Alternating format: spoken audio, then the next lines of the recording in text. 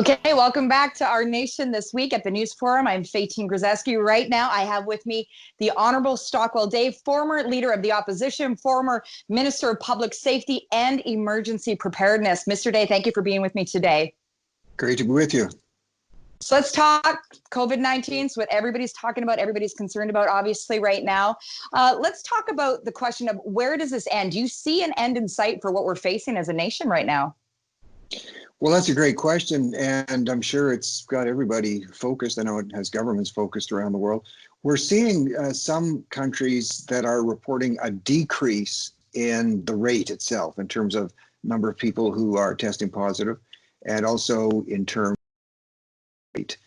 And there is and there will be this. People need to remember, as deadly as this flu is, it is a flu, and it is seasonal, and it will pass. Of course, what's gripping everybody is how destructive is it going to be, how many lives are going to be lost, and what's going to be the economic reality. But as we say, this too will pass. It's just a matter of time. We are seeing some early encouraging signs in some other countries. So people need to realize we are going to get through this. And hope is such a critical thing. This morning, Andrew Scheer got online live, did a press conference, and one of his big statements was actually a critique of our lack of preparedness as a nation right now, saying, we should have had masks. This isn't the time to be binge purchasing masks and, ventilators, respirators, and he was really saying somebody needs to be held accountable for the fact that we weren't ready for this moment, or as ready as we could have been. Let's talk about emergency preparedness going forward. How do we be more ready if this comes back around again or something like this? Faytene, that's something that's been on my mind because we're not seeing a lot in terms of going forward. Quite rightly, governments have to deal with the immediate emergency. And I think it is a time where we need to be as supportive as we can, but have ideas that they think would make the situation go better. They should be able to raise those ideas, raise those questions, and not be accused of trying to undermine the government. And so this is what the opposition is doing. They're supporting obviously the measures that are in place, but they want to put some critical thinking in place. So it's a time generally to be supportive, but taking notes. And there will be a time for accountability, for sure. There are some decisions that are being made that we see are based on the fact that preparations were not in place when I was minister in charge of emergency preparedness. At that time, the concern was not too many hours after, or too many years after 9/11, was making sure facilities across the country, this wasn't necessarily a hospital, but other facilities, military and otherwise, what is their preparedness plan? And that's what we have to have going forward. Faytene, quite rightly, we understand the world economy has been shut down, literally. And it's because we're concerned with the death rate, obviously properly concerned, and that our hospitals will be flooded and people won't be able to be cared for because of this influx of people who are infected with this terrible flu. That's the reason everything's shut down, because everybody's shut in. So we're also being told that there's a chance that this may happen again. We don't want, people are kind of steering away from that, but we need to focus that. And we need to see one thing that's completely lacking is I don't see the government talking about the building of permanent, standalone flu treatment centers across the country that will be in place, fully equipped, as you've indicated, with not just the equipment, but with the mask, with the gowns, everything that will be needed, and a large reserve, if we can call that, of emergency health specialists. This is people who are trained just to deal with those situations and with folks who are in need of that type of care. And just like Army reservists, they can be called up if there's a time of crisis, because we're told there's a chance this will happen again. And people need to realize you cannot keep shutting down the world economy. Eventually, things really do collapse. And to send a sense of confidence then to our markets in Canada and in other places, along with dealing with the crisis, we have to show we can do a couple of things at once. The Prime Minister needs to be announcing that the plans are in place, working with the private sector, and whether it means buying a certain number of hotels across the country that are already equipped with rooms and ventilation system, we're seeing that they're doing this in the United States, or whether it's building some standalone flu treatment crisis centers across the country where people can immediately go if this does happen again. That puts confidence in the system. It also sends a message that if this happens again, which we're told it may, you don't have to shut down the entire economy to properly deal with and to help the vulnerable and those who are sick, and also to keep our hospitals clear. These are some things that government has not been at least publicly talking about, and they need to be. Okay. So we're talking emergency preparedness on the health side. Obviously, if we're strong there and being prepared, it will help us keep a stable economy. But let's talk about where we're going right now. Potentially $100 billion deficit this year. We were already going into hyper spending, hyper deficit spending. $27 billion is what Trudeau was on track for already this year in a non-recession, non-emergency scenario, up to $100 billion. Where is this going for Canadians? Well, people need to understand that we have a situation here, and it's built on economics, and that's usually a boring subject for people, but we have to think about this. There is a sense, there's always been a sense among some of the population that money just kind of grows somewhere in the backyard of the parliamentary precinct, and that politicians are just kind of stingy, and who's going to be less stingy? Just go out in that backyard, pluck the money and send it out to people. But it doesn't, the economies don't work that way. And unfortunately, it was by the end of December of this past year, 2019, the books already showed Canada was virtually in a no growth situation. In other words, our economy had pretty well ground to a stop before this hit. Now, this crisis will, if politicians want to use an excuse, a government can use a crisis as an excuse to say why they're so far in debt and a deficit. But that was happening in very troublesome ways before this hit. And we have to keep that in mind. And we're not just trying to do a blame game thing, but the more in debt a government is, the less able they are to bring in emergency measures. For instance, like pretty well what's happening now, putting everybody on unemployment. So the government is right to look at some economic measures to be taken to get money into people's hands. But that can only last for a very short period of time because the money isn't there. We're borrowing on top of some fairly out of control borrowing that was already happening. That has to be reined in. And then it loops back to the fact that why we have to be having in place a system that shows we're ready if this is to happen again. You've got to build the confidence back into the economy that if this type of virus situation happens again, we can keep the economy moving while we still care for the vulnerable. Let's talk a moment about the power grab. C-13 this time last week, the government wanting to have unlimited spending right until the end of December 2021. I think it was 24 months in total that they were looking for, having unfettered power to spend, to raise taxes. The power grab, is it necessary to deal with an emergency like this?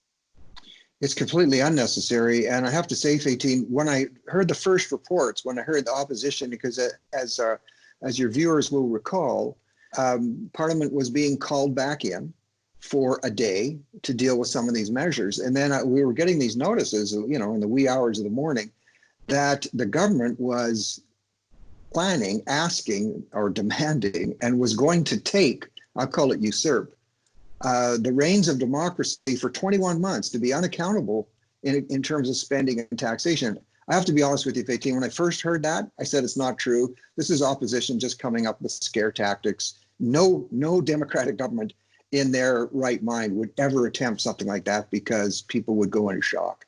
And I think the government, they definitely overreached. I think they misjudged what the reaction would be.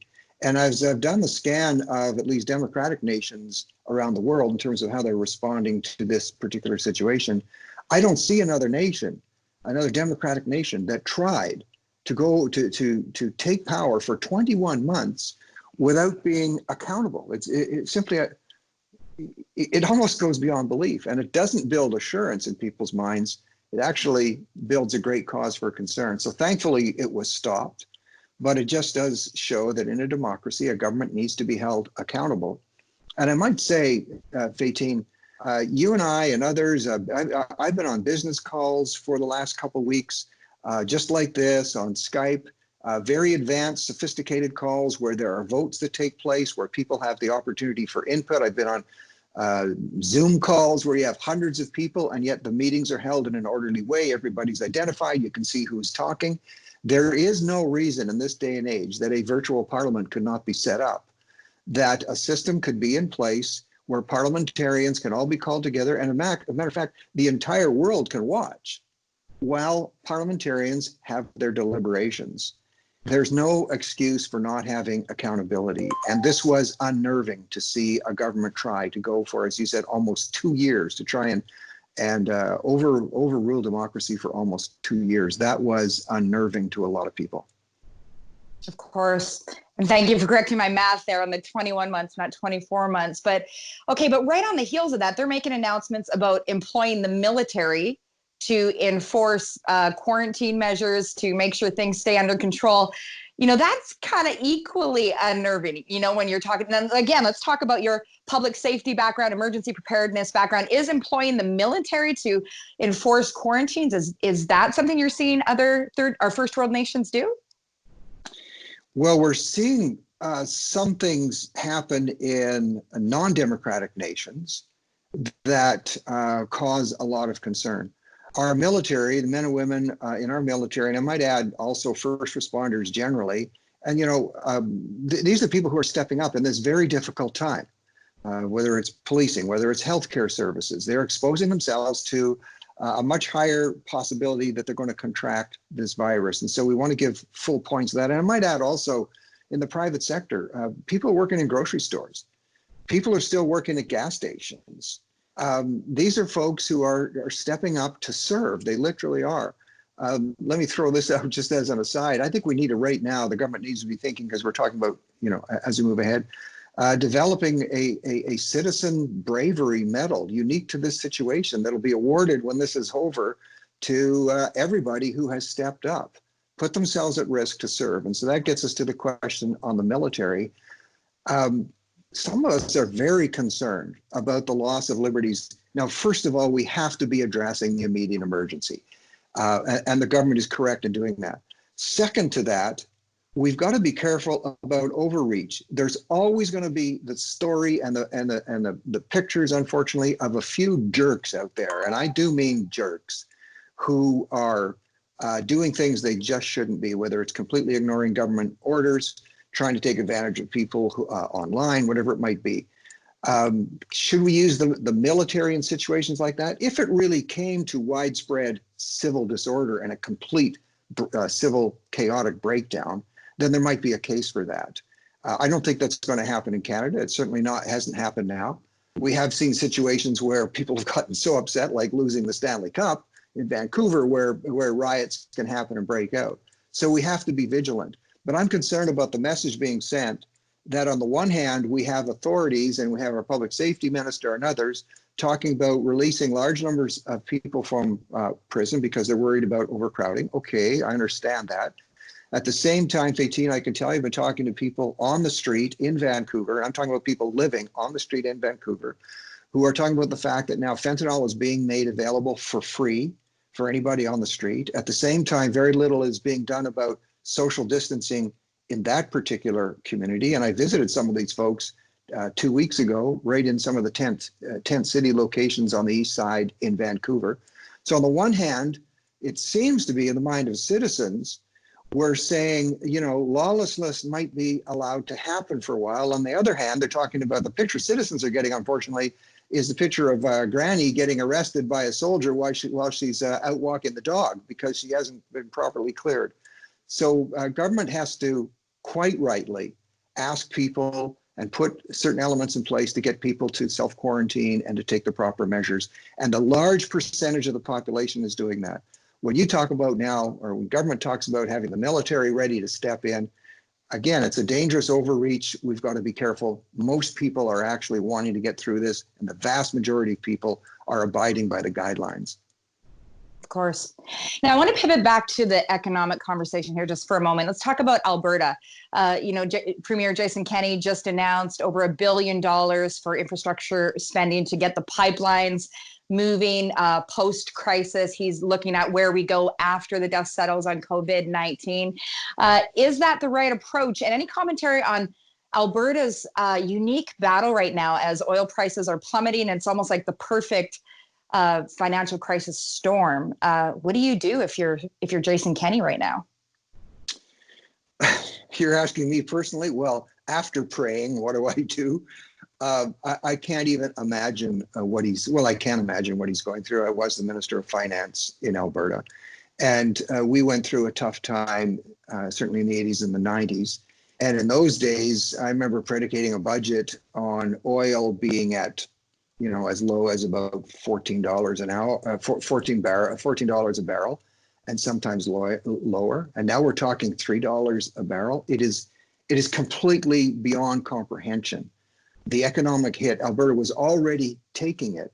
And again, and I might sound biased on that, but because of a refusal for the government to properly engage with the many First Nations groups who are supportive of certain pipelines, First Nation groups in BC and Alberta who want to see prosperity move ahead. And many of those were turned down. So Alberta was already reeling with this economic reality. It was called a downturn. Now it's just called, it's a crushing of the economy itself. So we see the government rightly trying to keep the economy moving by indicating that they will back, to a degree, certain projects, that they'll finance them to a degree, all of which, of course, would have to be paid back. That is the type of thing that, as a small C conservative in normal times, I wouldn't be supporting. But in emergency times, the government is right to say, look, we're going to have to step in. That's why those particular projects, the ones that have been proven, the ones that have gone ahead, the ones that have been approved, gone through the courts and everything else, need to move ahead, to move refined product from Alberta to help other jurisdictions, whether it be India, whether it be China, get off their coal and truly lower global emissions. Alberta is not being permitted to have that happen. And at the same time, and Faytene, we talk about April Fools.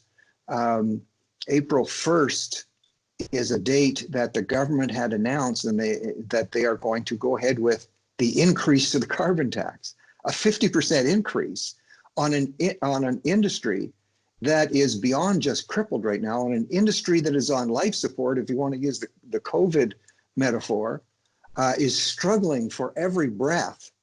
And the government comes along and puts its foot on the chest of the industry to literally push the last breaths out of this industry, which can keep our economy going. And by the way, keep us warm in winter. It's just beyond comprehension. This is not the time to be raising taxes. I don't know that there's ever a good time to raise taxes, but certainly not in an emergency. It's a time to reach out. It's to help people, and it's to help industries. That's what should be happening, not going through with taxes like this. Wow, so heartbreaking. Be interesting to see how the feds respond here in the weeks ahead. Now, I want to close this interview. Stockwell, this has been, or Mr. Day, excuse me, this has been so eye-opening. But let's talk family. You're like a patriarch. You got 14 grandkids. How are you guys faring over there at the Day household with the quarantine? Well, you're right. We have 14 grandkids, and they are all located in Alberta. So my sons, my daughters-in-law, my grandkids, we're just talking about Alberta. I mean, I'm really concerned about them. One of their moms is actually a nurse, a nurse instructor at a college. And so here's an interesting pressure since you raised this. So she's dealing with that. She's continuing to teach nurses online. And of course, while she's doing that in the home, she has delegated to one of her daughters, who's the older sister of another daughter, to sort of be the teacher while mom's online teaching nurses. So we're getting some pretty interesting stories from the youngest granddaughter who, oh boy, I could be corrected here. Let's say just the youngest granddaughter. She's under 10. And her older sister is her teacher while her mom is Skyping to other nurses. We're getting some very interesting teacher complaints from the youngest granddaughter about how tough her older sister is. So I'm sure families have their own stories. We have two of our grandkids who are going to college, actually living with us here in British Columbia. So we've watched them make the move to online. They say it's going not badly, but there's pressure for sure.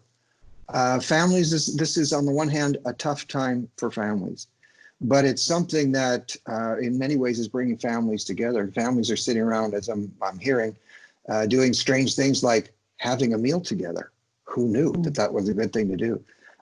Turning off their phones and their devices for an hour, working on projects together, finding out that online education actually has some benefits to it.